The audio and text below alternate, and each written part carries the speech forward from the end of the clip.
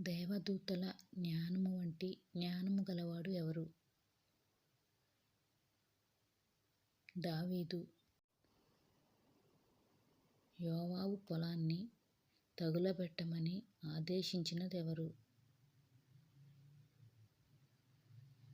అబ్షాలోము.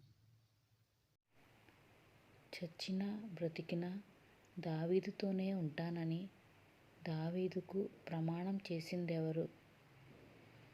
ఇత్తయి. ఎవరి ఆలోచనను చెడగొట్టమని దావీదు ప్రార్థించాడు? అహీతోపెలు. అరణ్యంలో దావీదును దర్శించిన సేవకుడు ఎవరు?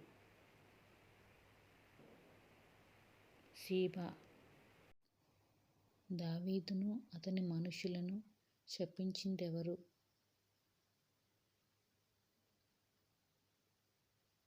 షిమీ. తన ఇంటిని చక్కబెట్టుకుని ఆ తరువాత ఉరి వేసుకున్నదెవరు? అహీతోపెలు. బాణంతో రాకుమారుడైన అబ్షాలోమును చంపిందెవరు? యోవాబు. దావీదు సమాధానంతో తిరిగి వచ్చేంతవరకు తన కాళ్ళను బట్టలను కడుక్కొని వ్యక్తి ఎవరు? మెఫీబోషెతు. బండమీద గోనెపట్టను పరిచి మృతదేహాలను కాచింది ఎవరు?